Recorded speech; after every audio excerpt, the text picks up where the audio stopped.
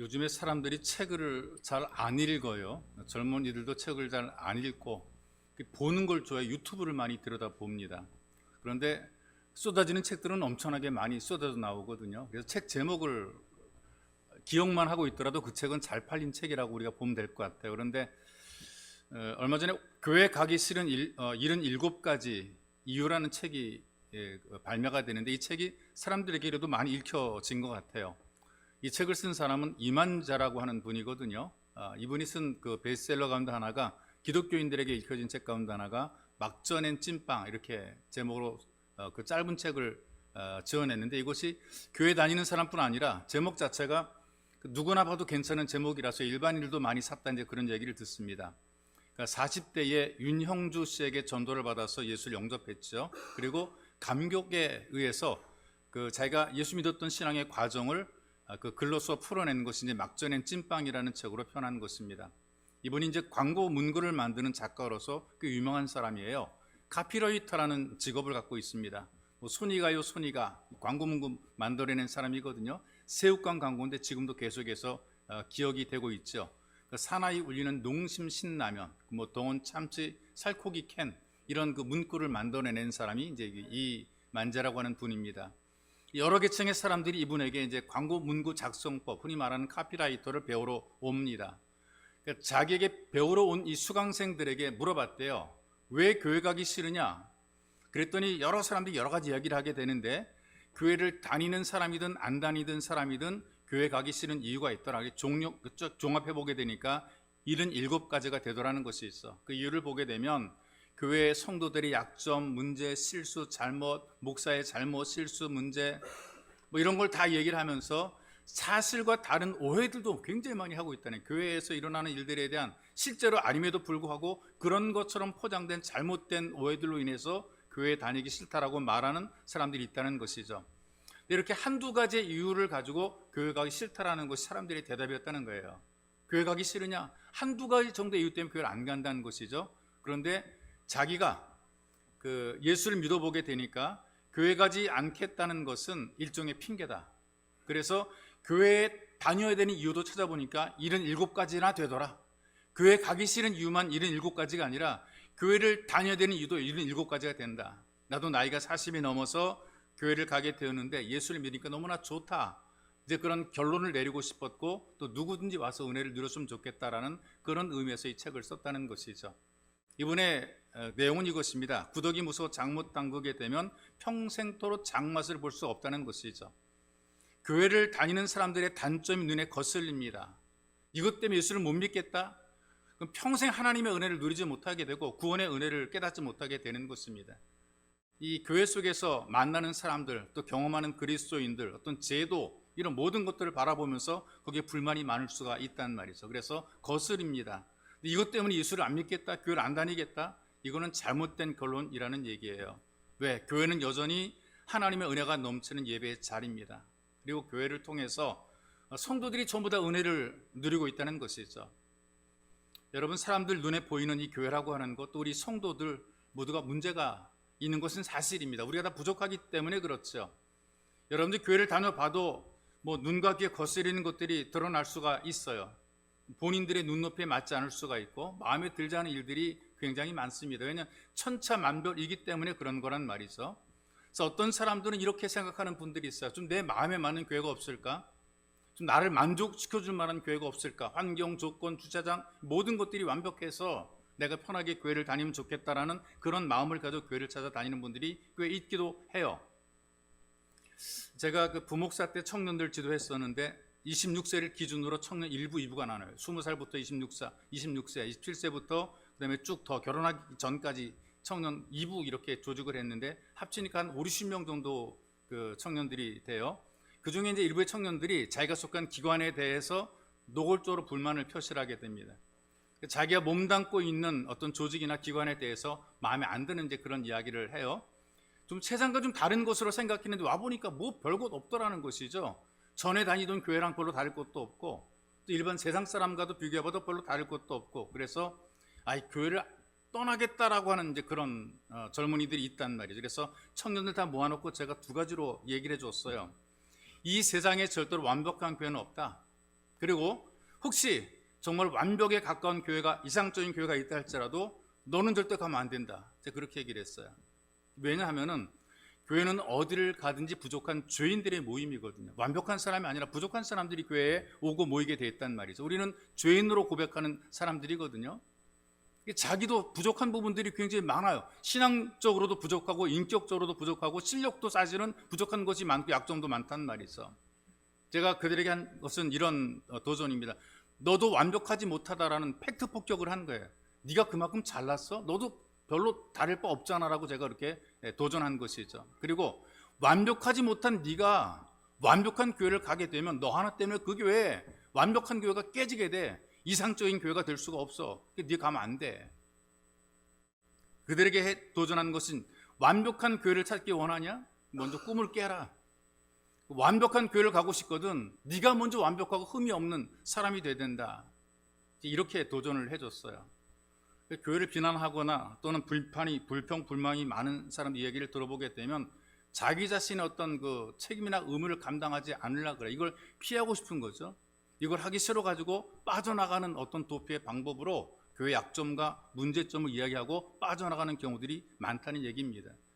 좋게 얘기하고 가는 사람보다 대부분 교회를 나쁘게 얘기하고 가는 사람들이 훨씬 더 많은 거예요. 그러니 교회를 나가면서 하는 사람들의 이야기를 들어보기엔 전부 다 교회가 문제가 많은 교회란 말이 있어. 교회에 동참하지 않을수록 이런 불평들이 많아지게 되어 있습니다. 그 두 번째로 말해준 것이 어떤 것이냐면은 교회의 모순과 단점이 아무리 많지만 그래도 세상보다는 교회가 낫다 이렇게 얘기를 했어요. 아무리 그래도 너희들 눈에 보여지는 것들이 문제가 많은 교회를 할지라도 그래도 세상보다, 세상의 모임과 공동체보다 그래도 교회 공동체, 교회 모임이 낫다는 것입니다. 교회에 대한 불평과 불만 때문에 예수 안 믿겠다고 세상으로 나가는 것은 너무나 잘못된 것이다. 왜냐하면 쓰레기 더럽습니다. 이거 더럽다고 피한다는 말이죠. 그런데 쓰레기 피해 가는 것이 어디냐? 똥통으로 가게 되면 이거 훨씬 더 나쁜 거 아니냐? 평생 똥만 밟고 살 것 아니냐? 교회의 단점 때문에 세상으로 가게 되면 이와 같은 결과가 만들어지게 된다. 이렇게 제가 도전을 했었던 것입니다. 근데 성경에 보게 되니까요, 사람들이 그렇게 살아도 계속해서 하나님을 거스러 살아가는 이런 모습을 보여주고 있어요. 이게 우리 나타난 현실에도 그렇지만 성경 속에 이스라엘 백성들이 하나님의 은혜로 살아왔음에도 불구하고 계속해서 하나님에 대해서 반항하고 불평과 원망하는 모습을 성경이 보여준단 말이죠. 하나님이 도와주십니다. 필요한 것을 공급해 주십니다. 하나님의 은혜를 그들이 누리며 살아가는데 문제는 내가 원하는 만큼 안 채워지게 되면, 내가 기대하는 만큼 되지 않게 되면 그때 원망과 불평을 하게 되는 거예요. 은혜가 없어서가 아니고 은혜를 베풀지 않으셔서 불평과 원망하는 것이 아니라 내가 원하는 어떤 자기 기준이 있어요. 그 기준만큼 안 되게 될 때에, 내가 원하는 만큼 얻지 못하게 될 때 그때 원망과 불평을 하더란 말이죠. 하나님께서는 나의 필요를 못 채우신다. 더 나아가서 하나님 불신하더라고요. 그 불신의 대표적인 행위가 바로 우상 숭배를 하는 것이죠. 왜? 하나님 한 분만으로는 뭔가 부족해. 뭔가 딴 게 더 있어야 된다고 생각하는 거죠. 그래서 주위에 사는 것처럼 여러 가지 우상들을 끌어다가 섬기는 거예요. 하나님은 이만큼 나를 도우실 수 있는데 다른 것들은 하나님 나를 못 도우셔. 이 다른 것들은 다른 데 도움 받으면 되지 뭐. 백성들이 다른 이방인들이 섬기는 신들을 끌어다가 그들을 도움받으면 되죠. 이것도 저것도 다 끌어다가 섬기겠다는 거예요. 그래서 그런 힘으로 내가 원하는 것을 누리며 살겠다. 하나님께서 계속해서 선지자를 보내서 우상숭배하지 말라고 얘기를 해도 그래도 계속 우상숭배를 했던 이유가 바로 거기에 있던 거죠. 뭔가 하나님께 대한 불평과 불만이 있었던 것입니다. 이렇게 계속해서 하나님께 불평과 불만을 하다 보니까 하나님께서 그들에게 하나님의 살아계신 증거를 보여주기 위해서 그들을 심판하고 그들에게 화를 선포하시는 겁니다. 그런 과정 속에 지금 예레미야 선지자가 이스라엘이 망하기 직전에 이 메시지를 선포하는 거예요. 아직 멸망하기 전에, 그 직전에. 그리고 이 예레미야 선지자가 사역한 것이 멸망하기 직전부터 멸망한 이후까지 예레미야가 선지자로 활동을 했단 말이죠. 그래서 예레미야에게 붙여진 별명이 뭐냐? 눈물의 선지자였어요. 눈물의 선지자. 이런 성경에 이런 말이 있어요. 백성이 우매하면 망한다. 지도자가 좀 어리석고 무식해도요, 백성이 똑똑하면은 잘 나라가 망하지 않아요. 그런데 백성들이 우매하면, 백성들이 바보 같으면 나라가 망한다 그랬어요. 그러니까 백성들이 정신을 못 차리게 되면, 바르게 서지 못하긴 나라가 망하는 거예요. 정치하는 사람이 잘못할 수 있음에도 불구하고 백성만 똑똑하면 절대로 잘못되지 않습니다. 그런데 아무리 리더가 똑똑해도 백성들이 우매하면 나라가 어려워지게 되고 망하게 되는데, 이스라엘 백성들이 하나님께 대한 신앙을 포기해버리고 말았단 말이죠. 그래서 결국 이 나라가 망하게 되는 위기를 겪게 되는 거예요. 이걸 알고 있던 예레미야가 눈물로 기도하는 거예요. 하나님, 이 백성이 망하지 않도록 눈물로 간절히 기도했단 말이죠. 하나님을 떠나 자꾸 멸망을 자초하는 이 자기 민족을 보고 울었어요. 근데 그럼에도 불구하고 하나님께서 보여준 소망의 말씀을 선포합니다. 망하는데 이것이 우리를 완벽하게 죽이는, 멸망시키는 망함이 아니라 이 망함을 통해 새로운 기회를 주고 새로운 도전을 주고 우리를 새롭게 세우시기를 원하시는 하나님의 의도가 있다. 여전히 우리는 소망이 있으며 여전히 우리에게는 주님의 은혜가 있다. 그러니 멸망이 예고되어 있더라도 우리가 누구든지 하나님께로 돌아오게 되면 살 길이 있다. 이걸 소망을 선포하고 있는 것이죠. 그래서 죄로 얼룩진 잘못된 땅임에도 불구하고 이런 묵은 땅을 다 갈고 새롭게 시작을 하게 되면 얼마든지 넉넉한 은혜를 누릴 수 있다는 것입니다. 여러분과 제가 사는 지금도 하나님의 은혜가 전혀 없는 것처럼 보일지라도 역시 여전히 지금도 우리들에게 주어지는 하나님의 은혜는 넉넉한 것입니다. 충분합니다. 우리가 세상을 살아가기에, 믿음을 지켜내기에, 우리 두 눈에 흙이 들어갈 때까지 이 믿음을 지켜내기에 하나님의 은혜가 충분하다는 것이죠. 이거 우리가 누려야 되는 것입니다. 누구든지 누리라 그랬어요. 어떻게 누리느냐? 하나님께 돌아와야 이 은혜를 누릴 수 있다라고 얘기를 하고 있어요. 하나님께 돌아오라 얘기를 한단 말이죠. 한 400명의 젊은 청년들한테 그 설문을 돌렸어요. 앞으로 우리가 살아가면서 미래를 내다보고 너희들이 결혼해서 앞으로 살아갈 때 가운을 정하게 되면 어떤 것을 정하겠는가라고 이 가운들을 쭉 몰아봤어요. 여러 가지 가운들이 많이 나오는데 5번째로 많이 나오는 것이 끝까지 살아남자. 왜냐하면 경제적으로 어려우니까 부도나고 그다음에 또 퇴직하고 이런 모습을 바라보면서 끝까지 살아남아야 된다. 그러니까 아마 경제적인 부분에 대한 어려움 속에서 나온 가운이라고 생각이 되고요. 2번째로 많이 나온 게 뭐냐면 사생활을 존중하자, 이렇게 또 많이 나온 거예요. 어른이고 아이고 간섭받는 거 되게 싫어합니다. 부모, 자식도 굉장히 싫어하거든요. 내 삶에 참견하지 말라. 자기 방에 다 들어가 버리고 문 닫아놓고 있단 말이죠. 내 마음대로 살게 나를 좀 내버려 두라. 간섭하지 말아라. 이래라 저래라 하지 말아라. 내 생활 내가 알아 할 테니까 절대로 나한테 이런 말 저런 말 오락가라 하지도 말고 이런저런 권면도 하지 말고 그냥 내버려. 내가 알아. 나는 내 인생 살아간다. 라고 하는 것. 사생활을 존중하자. 본인의 사생활에 대해서 엄청나게 존중을 받으려고 애를 씁니다. 1위로 나온 것이 어떤 것인가? 가장 많이 나온 것이 어떤 것인가? 가운이 얼굴 좀 보고 살자. 얼굴 좀 보고 살자. 너무나 바쁘니까 자기 마음대로 살다 보게 되니까 얼굴 볼 시간도 없어. 시간이 출퇴근 시간도 서로 다르고 또 들어오면 잠자고 있고 얼굴도 제대로 못 보고 같은 집안 식구들이 얼굴도 못 보고 살고 있단 말이에요. 자, 지금 하나님께서 우리들에게 뭐라고 말씀하시는가? 얼굴 좀 보자고 얼굴 좀 보자. 정말 내게로 와서 얼굴 좀 보여달라. 돌아오려거든 내게로 돌아오라. 이렇게 우리에게 요청을 하고 있습니다. 몸만 앉아있지 말고 마음도 달라고 주님께서 우리에게 말씀하시는 겁니다. 하나님은 지금이나 그때나 동일하게 은혜를 베풀기 위해서 사람을 찾으시거든요. 여러분, 매 주일마다 드려지는 예배가 하나님의 부르심인 거예요. 어떤 사람이 부르는 것 아니고요, 어떤 목사가 부르는 것 아니란 말이죠. 또 멋진 건물이 부르는 것도 아닌 거예요. 여러분을 부르신 이는, 마음을 감동시켜서 하나님의 집으로 예배를 드릴 수 있도록 오게 하신 이는 바로 하나님의 부르심이에요. 어떤 교회를 가든 어떤 예배의 자리를 찾든 하나님의 부르심입니다. 그러니까 누구든지 하나님께 돌아오는 사람은 아직도 넉넉하게 베푸실 하나님의 은혜가 있기에 이 은혜를 누릴 수 있게 되는 것이죠. 교회에서 은퇴한 목사님이 계시는데요, 시골의 작은 선교 기관에서 이제 봉사를 하게 됐어요. 전도 집회를 하게 되는데 거기에 강사가 되십니다. 은퇴를 했기 때문에 예배 인도를 오래도록 안 하셨는데 강사로 초빙되니까 이분이 얼마나 흥분이 되겠어요. 야, 드디어 내게도 멈췄던 설교를 할 수 있는 기회가 왔다. 그래 가슴이 막 벅차는 거예요. 그래서 준비를 할 때 열심히 준비합니다. 준비를 할 때 어떻게 준비하냐면은 좀 이렇게 외워야 되고 그다음에 또 연습을 해야 되니까 이분이 안 했던 것을 하려고 하니까 몸에 익숙하지 않아가지고 연습을 할 때 마구간에서 연습을 하는 거죠. 거기서 이제 막 설교를 하고 진짜 하는 것처럼 힘껏 외치고 그랬어요.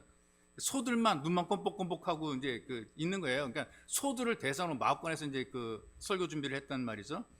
마법관 뒤에서 누가 막 훌쩍훌쩍 우는 소리가 들려요. 동네에서 소문난 술주정꾼이고 불량한 사람이고 이 사람 우는 걸 다 싫어하고 아주 정말 거북해하는 그런 사람이란 말이죠. 근데 이분이 지나가다 보게 되니까 웬 노인이 막 손을 들어가지고 이 소에게 뭐 개들에게 막 뭐라고 막 이야기를 하는 거예요. 소에게 경읽기라 그러는데 도대체 뭔 말을 열심히 저렇게 하고 있을까? 막 그냥 온 열정을 다해가지고 뭔가 손, 발을 막 온몸을 다 움직이면서 막 그냥 뭐라고 막 얘기를 하는 거예요. 이 저기 뭔 소리인가 궁금해가지고 거기 앉아서 가만히 들어보니까요. 자기한테 하는 소리, 구구절절 다 자기한테 하는 소리. 듣고 있다가 감동이 돼가지고 그 마음에 그 찔림을 받아가지고 하나님께 돌아오고 회개하게 된 것이죠. 그걸 내가 앉아 듣다 보니까 내게 하는 소리고 내가 살아온 삶을 돌아보니까 내가 평생 잘못 살았다. 내 이제 얼마 남지 않은 생에 내 주님이 써야겠다라고 예수 믿는 사람은 바뀌어졌다는 간증이 있습니다. 여러분, 우리가 예수 믿는 길에 들어왔지만 아직까지 세상의 습관을 지니고 있을 수가 있거든요. 예수 믿는다면서 왜 그 모양이냐 빈정거리는 사람이 있을 수가 있어요. 너 교회 다닌다며? 다닌다. 근데 왜 그따위로 살아가냐? 라는 소리를 듣기도 한단 말이 있어. 우리가 주일도 제대로 못 지킬 때도 있고요. 때로는 설교도 제대로 알아듣지 못할 때도 있고요. 예수님에 대해서 성경에 대해서 아는 것도 너무나 없을 수가 있고요. 그래서 때로는 사람들 앞에서 나 교회 다닌다, 예수 믿는다 그 말을 못할 수가 있어. 왜? 아는 게 너무 없으니까. 제대로 교회를 다녀보지를 못했기 때문에 적당히 다녔기 때문에 성경도 알지 못하고 기도도 하지 못하고 그렇게 할 수 있단 말이죠. 그런데 그럼에도 불구하고 하나님께서 우리에게 뭐라고 말씀하시는가? 돌아오라! 내게로 돌아오라! 사람이 부르는 것이 아니라 하나님께서 하나님께로 돌아오라고 부르시는 것입니다. 약점도 있고 실수가 있고 못나도 하나님은 여전히 우리를 기다리시고 우리를 사랑하시고 우리를 부르시는 것이란 말이죠. 우리가 하나님의 사랑과 은혜를 깨닫고 돌아오기만 하면 은혜를 누릴 수가 있게 되는 것입니다. 문제는 현대의 성도들이 이렇게 돌아오고 싶어하는 간절함이 사라지는 이것이 심각한 문제가 되는 것입니다. 돌아와야 되는데 자기의 처지 형편을 모르고 사는 것이 문제가 되는 것이거든요. 여러분, 그 성경에서도 문둥병을 죄로 상징하는 경우들이 많이 있어요. 나병, 한센병 이렇게 얘기를 하게 되는데 이 문둥병의 문제가 뭐냐 하면요, 모든 신경이 끊어지게 되고 감각을 잃어버리는 거예요. 뜨거운데 손을 넣어도 막 시뻘게 손이 타들어가도 이게 아프질 않으니까 어떻게 합니까? 안 아픈 겁니다. 발가락이 끊어지고 손가락이 잘라져도 이거 안 아픈 거예요. 나중에는 눈까지 실명을 하게 되는데요. 왜 실명하게 되는가? 눈을 깜빡여야 됩니다. 신경이 끊어져 버리게 되니까 이 눈이 깜빡이는 걸 못하는 거예요. 신경이 끊어져 가지고 잠잘 때 눈을 뜨고 자는 거예요. 그러니까 각막이 자꾸 마른단 말이에요. 이걸 계속 오래 반복하다 보게 되니까 결국 실명에 이르게 되죠. 여러분, 쌍꺼풀 수술할 때 하고 또 하고 자꾸 두 번, 세 번 하지 마세요. 앞 트이고 뒤 트이고 막 그러지 마세요. 잘못 부작용이 눈이 안 감아진대. 이 쌍꺼풀 수술했는데 눈이 안 감아져가지고 부작용이 생겨가지고 힘들어하는, 이 눈이 안 감아지게 되면 눈 실명하기 쉬워요. 이 눈이 촉촉해지고 하나님 잠잘 때 감고 자라고 그랬는데 잠잘 때 눈 뜨고 자면 어떻게 합니까? 이 문둥병에 걸리게 되니까 눈이 안 감겨지는 거란 말이에요. 결국 실명하게 되는데 영적으로도 마찬가지로 신경이 우리가 좀 깨어있어야 되고 예민해서 깨어있어야 된단 말이에요. 하나님과 나의 어떤 관계 속에서 하나님이 나를 다루시고자 하시는, 나를 터치해 주시는 이 하나님의 손길을 경험하고 누리며 살아가야 되고 말씀할 때 내가 좀 들을 수 있는 귀가 열려야 되는데 영적인 신경이 깨어져 버리니까, 끊어져 버리게 되니까 이게 감각이 우리에게 오지 않게 되는 거죠. 그러니까 하나님께로 돌아와야 되는 것을 모르고 살아가는 사람이 너무나 많이 있어요. 그런데 매 주일마다 돌아오라고 부르시는 이 하나님의 사랑이 우리에게 느껴져야 되는 것입니다. 여러분들의 삶 속에 나를 부르시고 나를 챙기시고 내 얼굴 보기를 원하시는 이 하나님의 사랑이 뼈저리게 느껴지시기를 주님의 이름으로 축복합니다. 이 넉넉한 은혜를 우리가 누리려면 좀 연단을 통해 준비가 되어 있어야 돼요. 훈련, 연단이라는 게 훈련이잖아요. 반복된 훈련을 통해서 고난을 극복하는 과정을 통해서 이 준비가 잘 돼야 되는 거란 말이죠. 요즘에 움직이는 재벌이라는 말이 있어요. 운동선수들을 말하고 연예인들 얘기하게 되는데 이 운동선수들이 보통 돈을 많이 버는 사람들이 아닙니다. 어떤 한 사람이 한 회사를 경영하는 것처럼 그렇게 많은 돈을 받고 또 많은 그 사람들을 고용하고 있단 말이죠. 축구선수, 골프선수, 야구선수, 배구선수, 그러니까 세계를 무대로 뛰는 이 스타 선수들이 있단 말이죠. 여러분, 이 사람들이 갑자기 유명한 선수가 된 것은 아닙니다. 얼마나 어릴 때부터 오랜 시간을 준비했는지 모릅니다. 꾸준히 연습을 합니다. 자기를 다듬습니다. 똑같은 훈련을 계속 반복합니다. 지겨운 훈련을 반복하는 거예요. 어제도 하고 오늘도 하고 내일도 할 것도 계속 아침에도 하고 점심에도 하고 저녁에도 하고. 그럼 특별한 거 아니거든요. 똑같은 걸 계속 반복하는데 그걸 계속 하고 있단 말이에요. 땀 흘리면서 계속해서 잠자다가 일어나도 그 모습을 그대로 반복할 정도까지 그렇게 계속 훈련하는 거죠. 이런 훈련과 연단을 통해서 실력이 쌓여지게 되는 거예요. 준비가 되니까 그대로 쓰임받게 되는 거란 말이죠. 여러분, 이것이 인생의 모든 일에 다 이런 준비 과정이 필요한 것이란 말이에요. 이런 준비 과정, 자기를 훈련하는 이 과정이 중요한데 이 과정을 피하고 싶은 것이 또한 사람이 왜 지겨우니까 똑같은 걸 맨날 하니까 지겨워지니까 이걸 좀 피하고 싶거든요. 그리고 눈에 보여지는 것을 좀 쉽게 얻고 싶은 마음들이 있어요. 이거 빨리 얻을 수 있는데 왜 자꾸만 똑같이 반복을 시킬까? 그러다가 쉽게 얻으려고 하다가 얻지도 못하고 실력이 없어 나중에는 결국 떨려나게 되는, 잘려지게 되는 그런 불행한 결과를 만들기도 한단 말이죠. 사람이 종종 살다 보게 되면 원인을 알지 못하는 병 때문에 고민이 많아요. 왜 그런 병이 생겼는지 모르는 사람도 있더라고요. 그래서 지금도 의학이 이렇게 아무리 발전했어도요, 내가 이 병이 왜 왔는지 그리고 어떻게 치료를 하는지 모르는 경우들이 있어요. 원인을 모르게 되니까 치료 방법도 없는 그런 사람들이 있단 말이죠. 한 분이 굉장히 질병으로 고생을 하게 되는데 뭐 용하다고 소문난 병원 의사다 찾아가서 진단을 받아도 잘 모르겠대요. 어떤 한의원에서 이렇게 얘기를 합니다. 지금 우리 병원에서 준비가 안 되는데 지금 당신의 그 병은 3년 말린 쑥을 잘 다려 먹게 되면 나을 것이라 이렇게 얘기를 했어요. 이 환자가 3년 말린 쑥을 구하기 위해서 한의원마다 약재상마다 백방으로 수소문했어요. 경동시장 약재상도 가고 하여튼 전국의 약재상마다 다 돌아다녔단 말이죠. 이게 3년 묵은 이 쑥을 찾지를 못한 거죠. 그래서 7년 만에 죽었어요. 못 찾아가지고 7년 만에 죽었어요. 여러분, 이렇게 생각할 수 있잖아요. 만일 자기가 쑥을 뜯어가지고 3년을 말렸더라면 2번은 말렸잖아요. 7년 만에 죽었으니까 이 바보 같은 사람들이 얼마나 많습니까? 우리가 인생 살 때에 내가 조금 수고하고 내가 조금 고생하고 내가 조금 노력하게 되면 훨씬 더 좋아지는데 이거 내가 노력할 생각하지 않고 하늘에서 똥 떨어지기를 기다리는 거죠. 근데 그렇게 떨어지기만 기다리다가 못 떨어지게 되면 결국은 가는 거예요. 감나무 아래서 입 벌리고 누워있는데 이 감이 내 입으로 딱 들어오면 좋을 텐데 머리에 맞고 빗대기에 맞고 땅바닥에 맞고 안 떨어지긴 떨어지는데 그래서 기대감이 뭔가 요거 봐라 이거 떨어진다 라고 하는데 지 입에 안 떨어지니까 문제인 거죠. 여러분, 그래서 우리가 떨어진 것을 바라보고 내게도 뭔가 일어날 것처럼 기도하고 기대하다가 아무것도 안 하긴 결국은 다 잃어버리게 되는 것이란 말이죠. 내 삶을 던져 수고하는 이 수고가 필요한 거예요. 남들이 다 만들어 놓은 것 이거 누리려고 그러다가 준 것도 누리지 못하는 경우들이 많습니다. 여러분, 다 차려놓은 밥상에서 먹는 거 누구나 다 할 수 있잖아요. 그런데 준비된 사람만이 그 밥상을 차릴 수 있다는 것 우리는 기억을 해야 됩니다. 이 사람은 언제 어디를 가더라도 이 밥상 차릴 수가 있는 거예요. 하나님 일도 마찬가지거든요. 은혜 받은 사람이, 준비된 사람이 하나님을 제대로 할 수가 있어요. 3절에 보니까 묵은 땅을 갈고 가시덤불 속에 파종하지 말라 그랬거든요. 좋은 씨는 뭐합니까? 가시덤불 속엔 자랄 수가 없단 말이죠.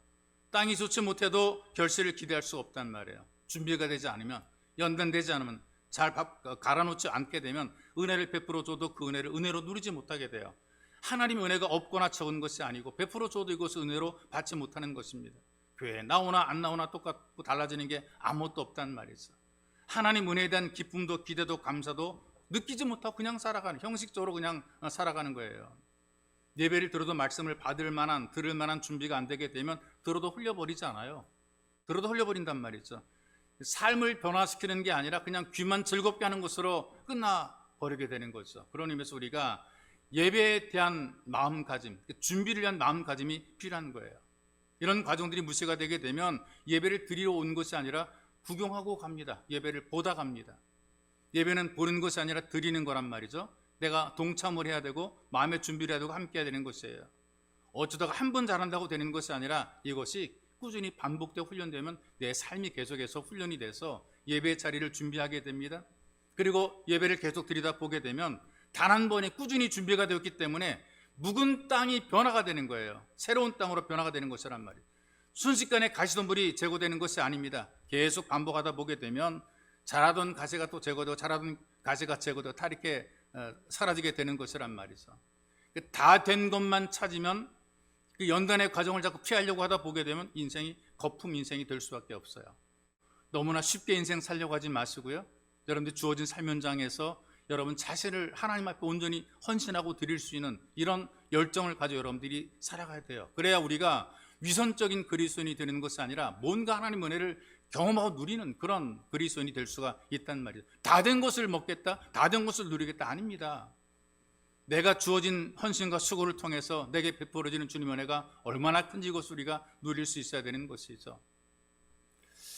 어떤 남자가 이발소에서 쓰는 면도기를 가지고 턱수염을 면도를 하게 돼요. 남자들이 보통 날마다 아침에 세수할 때 이제 면도를 하거든요. 요즘에는 그 면도기들이 좋은 면도기들이 얼마나 많이 나왔는지 예전에는 한 날, 두 날 나온 걸로 대단했는데 요즘은 6날, 6중, 7중 날이 나와가지고 면도할 때 아주 굉장히 아프지도 않고 쉽게 면도하는데 예전에 면도할 때는 그 이발소에서 쓰는 그 슥슥하는 그 한 날 면도기로 면도를 하게 되는데 베이기도 하고 그래가지고 이 턱에 상처나신 분들이 종종 있어요. 하긴 하는데 이게 실력이 없으면 잘 안 되거든요. 날마다 남자들이 면도해도 이게 그렇게 쉬운 게 아니란 말이죠. 근데 턱수염을 면도를 하고 있는데 누군가 바깥에서 어이 하고 부르는 소리가 들렸어요. 그래가지고 고개를 돌리다가 실속 턱이 이만큼 묵 잘려나가고 버리고 나갔어요. 얼마나 놀라가지고 들고 있던 면도기를 떨어뜨렸는데 그 면도기 하필 어디에 떨어졌는가? 발뒤꿈치에 딱 떨어지면서 발뒤꿈치가 잘려져 나갔어요. 얼마나 놀랐습니까? 이 남자가 잘려나간 턱 주걱 그 다음에 또 발뒤꿈치를 들고 병원으로 달려갔어요. 가지고 수술을 하는데 성공적으로 수술은 받았어요. 붙이긴 했는데 바꿔 붙였어요. 떨어진 턱을 발뒤꿈치에 붙이고 발뒤꿈치를 턱에다 붙였어요. 그래서 에이씨 하고 재치기를 하는데 신발이 들썩들썩. 준비가 되지 못하면 우리가 돌팔이 의사라고 얘기를 하잖아요. 의사처럼 행사를 하게 되는데 의사처럼 보이긴 하는데 비슷하게 치료하긴 하는데 제대로 못하잖아요. 여러분 의사들 가운데서 실수하는 의사들이 지금도 굉장히 많아요. 수술하고 나서 피곤한 아주 스트레스 많이 받으니까 이 스트레스 풀겠다고 또 저녁 때 동주는 뭐죠? 또 술을 막 마시고 그래. 진탕 술을 마십니다. 곱창 전골에다 술을 마시고 늦게까지 술 마시고 이제 아침에 수술 일정이 잡혀 있는데 아침에 머리가 까치 그냥 그 머리 그대로 가지고 가운만 입고 가지고 또 수술하러 또 수술방에 들어가는 거예요. 그러니까 이런 사람들이 수술하다 보게 되니까 이게 수술에 문제가 생기는 거예요. 어떤 때는 꺼즈를 넣고 꼬매질 않나. 거기다 또 무슨 가위를 수술 가위를 넣고 꼬매질 않나. 이런 일들이 만들어지게 되는 거예요. 이런 잘못된 실수들이 만들어지게 되는 것이란 말이죠. 정신 차리고 한 사람의 생명에 관련된 것 정신 차리고 해야 이게 안 돼. 어떤 사람은 오른쪽 다리가 문제인데 왼쪽 다리를 잘라버렸어요. 이런 환장한 일들이 지금 만들어지고 있는 것이란 말이죠. 연단의 과정을 꾸준히 거치고 준비가 잘 돼야 유능한 의사가 되는 것처럼 신앙도 마찬가지란 말이죠. 준비된 예배자가 되어야 되는 겁니다.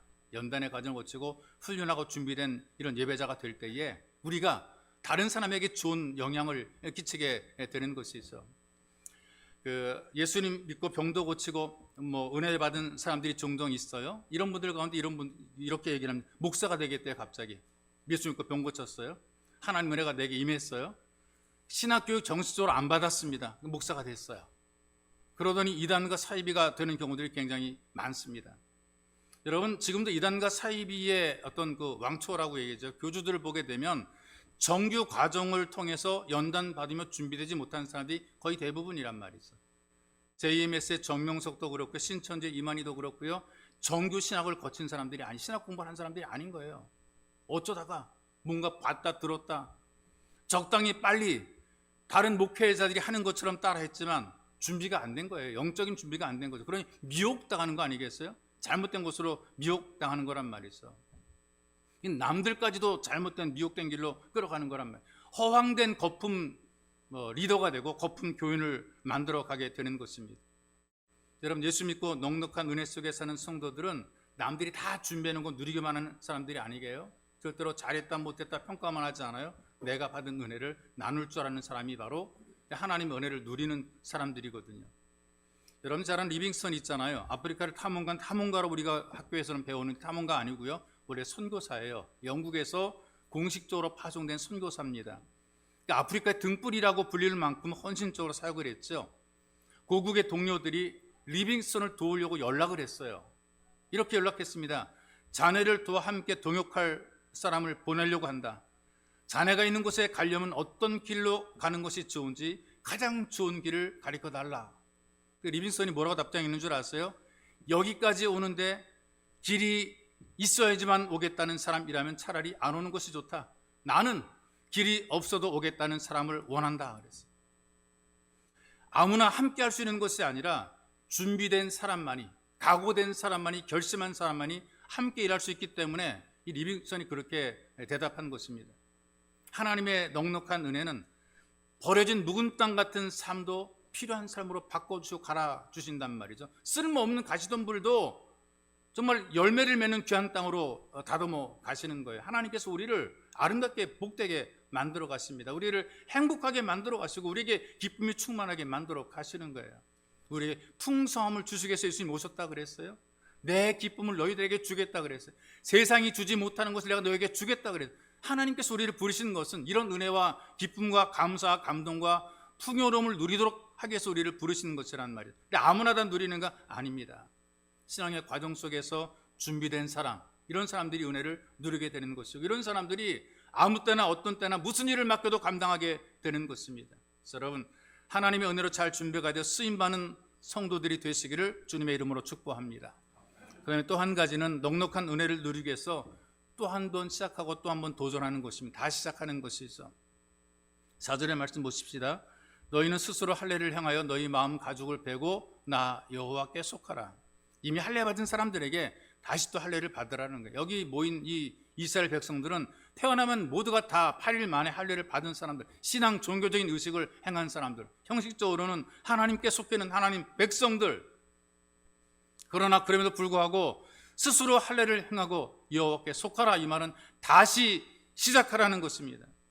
이름만 형식만 가지고 있는 것이 아니라 진짜 찐 하나님의 백성이 되라, 이걸 우리에게 요구하는 거예요. 이름만 가지고 있으면 것이 아니라 이름에 합당한 성도로 살아가는 것이죠. 지금까지는 못했지만 또 해라는 거예요. 다시 한번 시작하라는 것이죠. 어떤 사람들은 자기에게 주어진 이름 때문에 고민하는 사람이 있어요. 크리스토퍼 콜럼버스라는 사람이 신대륙을 발명한 탐험가로 우리가 알려져 있는데요. 이 사람이 신대륙을 찾아난 이유가 뭐냐 하면 황금입니다. 황금을 찾기 위해서 신대륙을 발견하기 위해서 애썼던 것이죠. 근데 크리스토퍼라는 이름이 무슨 의미냐 하면은 그리스도를 마음에 간직한 사람, 그런 의미가 있어요. 크리스토퍼, 예수를 품고 다니는 사람, 예수를 간직한 사람들, 그런 의미가 있단 말이죠. 그런데 실제로 이 크리스토퍼 콜럼버스는 마음이 예수로 채워진 것이 아니라 금으로 채워졌어요. 그리스도인은 그리스도인인데 형식적인 그리스도인이란 말이죠. 이 사람이 결단해야 되거든요. 내가 진짜 진정한 그리스도인으로 살 것인가, 황금을 따라가는 인생으로 살 것인가. 그는 그 고민 속에서 하나님께 기도합니다. 그리고 결단을 내렸어요. 이름에 걸맞게 살자. 부모님이 내게 지어주고 내가 주변에 사람이 평생 나를 불러준 크리스토퍼 콜럼버스답게 살자 라고 그런 결단했어요. 그리고 죽기 전에 고백을 합니다. 나는 14년 동안만 이름처럼 그리스도를 마음에 간직하고 살았다. 이때가 내 일생 중에서 가장 행복하고 보람 있는 세월이었다. 황금을 찾아갔던 그때보다도 14년 예수님 믿고 살겠다고 결정했던 그 14년이 자기 일생에서 가장 행복한 세월이었다는 것이죠. 여러분, 우리가 어떤 일 시작했다가 포기한 일이 있을 겁니다. 그래서 포기해버리면 그 다음에는 하기 싫잖아요. 이젠 더럽고 치사하다, 안 해꼽다 그래서 안 해버리게 되는데, 그래도 다시 시작하는 도전이 필요한 것입니다. 처음에 교회 잘 나오다가 안 나오는 사람에게 이유를 물었더니 이런 답변을 보내왔어요. 목사님의 무관심 때문에 교회를 떠납니다. 여러 사람들에게 물었던 것을 종합하니까 그래요. 교인들이 불친절합니다. 교인들이 서로 무관심하다는 얘기죠. 헌금을 강요하는 것 같습니다. 교회에서 요구하는 도덕적인 수준에 내가 맞는 생활을 할 자신이 없습니다. 아마 술, 담배를 되게 즐기시는 그런 분 같아요. 지루해서 엉덩이가 아픕니다. 예배 드리는 앉아있는 그 한 시간이 정말 힘들고 어려운 시간인 것 같아요. 평소에 내 생활과 너무나 차이가 많이 납니다. 차라리 난 그 시간에 가족과 함께 쉬고 싶습니다. 이런 그 불만들을 쭉 얘기를 한 거죠. 왜 교회 안 나오는가? 이런 이유 때문에 교회 안 나온다. 그런데 우리 교회는 다르냐?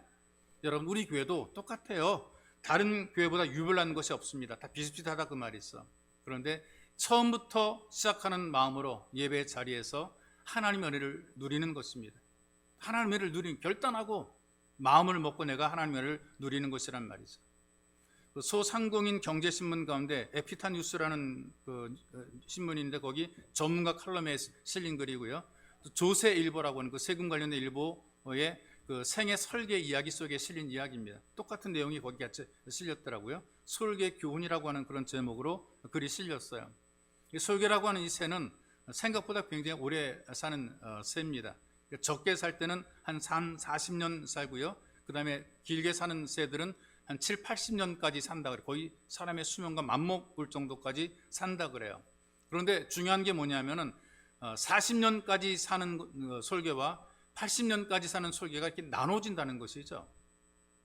이 설계가 40년 정도 되게 되면 뭐 열심히 사냥할 정도로 이렇게 살아오다 보게 되면 그 사이에 많이 뭐 써먹었기 때문에, 사람도 마찬가지지만 써먹었기 때문에 모든 기능들이 다 퇴화가 된다는 거예요. 부리가 길어서 말려 들어가서 그 먹이를 구하는데 굉장히 참 그 애로사항이 쪼아서 먹기가 굉장히 힘들게 된다는 거죠. 발톱도 약해지죠. 사람도 마찬가지 아니겠어요? 이빨도 빠지게 되고 힘도 약해지게 되는 것처럼 이 발톱도 약해지게 돼서 먹이를 움켜주지 못하게 되는 거예요. 날개 깃털도 볼품이 없어지게 됩니다. 오래되니까 한 40년 쓰게 되니까 낡아져가지고 바람에 태양에 낡아져가지고 볼품 없이 빠져나가 너덜너덜해지게 되는 거예요. 그러니까 솔개가 아주 꼴이 웃어지게 되는 거죠. 이런 현실 앞에서 이 솔개는 이대로 생을 마감할 것인가? 아니면 내가 다시 한번 도전할 것인가 생각하게 되는데, 그대로 40년의 생애를 마감하게 되면 먹이를 제대로 구하지 못해서 결국 굶어 죽게 된다는 겁니다. 그래서 솔개가 선택을 하죠. 이렇게 내가 죽을 것이냐, 아니면 다시 한번 멋지게 날아볼 것인가, 이거를 고민하다가 결단하는 것인데 이 결단이 어렵습니다. 근데 70년, 80년 살아가는 솔개들을 보게 되니까 높은 곳에 둥지를 짓는다 그래요. 아무나 함부로 오지 못한 높은 곳에 둥지를 짓고, 그리고 그 바위에다 둥지를 짓게 되는데 바위에서 인정사정 없이 부리를 찍어댑니다. 자기가 자기 부리를 깨트려 버리는 거예요. 지가 자기 부리를 깨트려요. 그래서 피가 튀고 그 다음에 부러지는 아픔들이 있지만 바위를 들이 쪼아가지고 자기 부리를 다 깨트려 버린단 말이죠. 그리고 2개월을 지나게 되면 새로운 부리가 나오게 된다는 얘기예요. 그 새로운 부리를 가지고 뭘 하느냐, 또 지 발톱을 또 들이 쪼아대는 거예요. 발톱을 쪼아서 이 발톱을 완전히 없애버리는 거죠. 그럼 또 2개월 후에 다시 또 싱싱한 새로운 발톱이 자라 나온다는 것이죠. 그리고 자기의 발톱으로 낡은 깃털을 다 뜯어낸다는 것입니다. 자기 깃털을 다 뜯어낸다는 거죠. 그럼 볼품이 없는 정말 알몸으로 몰골이 형편이 없어지게 되는 그런 모습으로 이제 존재하게 되는데, 그런데 1, 2개월 정도 지나게 되면 다시 또 새로운 깃털이 생겨난다는 것입니다. 이렇게 만들어진 이 솔개는 앞으로의 3, 40년 정도를 더 살아갈 수 있다는 것이죠. 힘들고 어려운 과정이지만 이 과정을 거치게 되면, 다시 시작을 하게 되면 더 미래가 준비가 되어 있습니다. 우리는 믿음으로 살아가는 예배자들이란 말이죠. 예배자의 삶을 우리는 언제든지 시작을 해야 되는 거예요. 또 안 됐더라도, 실패했더라도 또 하는 겁니다. 못했더라도 또 하는 것이란 말이죠. 그러다 보게 되면 우리에게 넉넉한 하나님의 은혜가 주어지게 되고 신앙생활이 행복하고 감사한 신앙생활이 되고, 예수 믿는 것이 이보다 더 좋은 것은 없다라는 고백을 하게 되는 그런 삶을 살게 되는 것입니다. 하나님의 은혜가 여러분들의 삶과 일에 가득하시기를 주님의 이름으로 축복합니다. 우리 함께 기도합시다. 기도할 때에 하나님께 돌아와서 은혜를 누리는 예배자가 되기를 간절히 기도합시다. 나는 돌아와야 된다. 하나님께 얼굴을 보여야 된다. 이런 각오, 이런 결단이 있어야 돼. 그리고 나를 부르신 이는 하나님이시다. 누가 나를 부르는가? 하나님이 부르신다. 이 사람을 통해서 저 사람을 통해서 목회자를 통해서 부르지만 그러나 결국 하나님이 나를 부르신다. 나는 하나님께로 돌아와야 된다. 하나님이여, 내가 하나님께로 돌아오게 하소서. 다른 데 한눈 팔지 말게 하시고 다른 데 신경 쓰지 말게 하시고 나는 오직 하나님만 바라보고 하나님께만 돌아오게 하옵소서. 여러분들이 간절히 기도하시고요.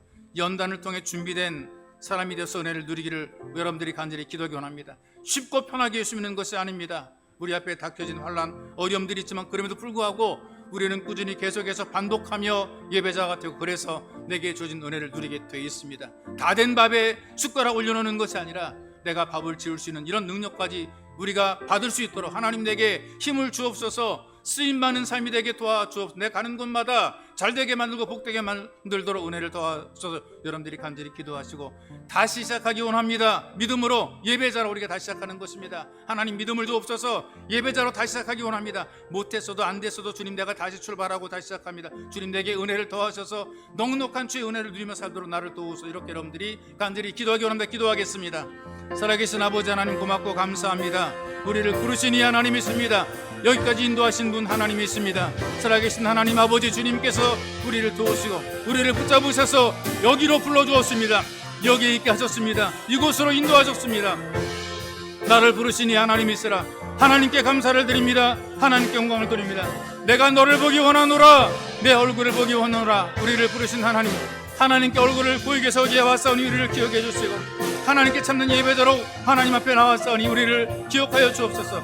다른 것 가지 않고 다른 것 바라보지 않고 하나님만 바라보는 믿음의 사람으로 지금 여기에 있습니다. 주여 우리가 주를 바라봅니다. 하나님을 바라보며 하나님의 손길을 바라보며 하나님의 기적을 바라보며 은혜를 바라보오니 살아계신 아버지 우리를 도우시고 우리 함께 하셔서 능력의 장중에 붙잡으셔서 성령의 충만함을 부어 주옵소서. 하나님 은혜 속에 살아가도록 주여 우리가 주님께로 돌아옵니다. 하나님께로 왔습니다. 우리를 기억하시고 우리를 보시며 은혜 베풀어 주옵소서. 하나님 신앙생활이 어렵고 힘든 과정, 반복하는 과정입니다. 하나님 우리가 이 과정 속에서 우리 만족을 위해 살지 말게 도와주옵소서. 내가 원하는 만큼만 살지 말게 도와주옵소서. 하나님께서 원하시는 대로 사게 우리를 도와주옵소서. 연단을 받게 하시고 훈련 받게 도와주시고 잘 준비된 예배자가 되게 만들어 주시옵소서. 하나님 아버지 잘 훈련된 일꾼이 되게 만들어 주시고 언제 어디서든지 쓰임만 일꾼에게 주님 우리를 도우시기를 간절히 원하며 소망합니다. 그런 우리에게 베풀어 준 주님 은혜가 큰 것을 알고 귀한 것을 알고 깨달아 소접해 쓰임받도록 우리를 붙잡아 주옵소서. 다시 시작하기 원합니다. 하나님 우리가 믿음으로 시작합니다. 예배로 시작합니다. 한 번 더 우리에게 주어진 이 삶을 오늘이라는 이 복되고 귀한 삶을 우리에게 준 선물을 하나님의 귀하게 쓰임받게 원하오니 하나님 우리를 기억하시고 은혜 베풀어 주어서 잘 쓰임받아 넉넉한 은혜 누리는 복된 예배자 되도록 하나님 우리에게 복의 복을 더하여 주시옵소서. 살아계신 주님 우리를 부르시고 인도하셔서 하나님께 얼굴을 보이게 이 자리에 앉았습니다. 하나님께 감사 영광 올려드립니다. 신앙생활이 힘들고 어렵지만 똑같은 일을 반복하고 계심에도 불구하고 우리는 기꺼이 이 믿음 생활 속에서 연단받고 훈련받기 원합니다. 하나님 하기 원합니다. 쓰임받기 원합니다. 주의 손에 붙잡힌 바 되기 원합니다. 이 세대 속에서 우리가 지혜로운 백성이 더 주님 잘 쓰임받도록 은혜를 덧입혀 주옵소서. 주님 우리가 때로는 포기하고 주저앉고 낙심하지만 그러나 다시 시작합니다. 다시 한번 도전합니다. 다시 믿음으로 일어섭니다. 예배자가 됩니다. 하나님을 기억하시고 도우셔서 넉넉한 은혜, 예비된 은혜 누리게 만들어 주옵소서. 절망의 환경 속에서도 힘들고 어렵는 경과 조건 속에서도 주님께서 우리에게 주시기 위해 준비한 그 은혜 누리며 살도록 은혜를 베풀어 주시고 우리에게 하나님께서 주시는 은혜로 말미암아 주여 회복이 일어나게 만들어 주옵소서. 하나님과 하는 일들의 복이 있어 모든 사람을 잘되게 만드는 복의 통로로 쓰임받게 도와 주옵소서. 법에 이루신 예수님의 이름으로 기도하옵나이다. 아멘.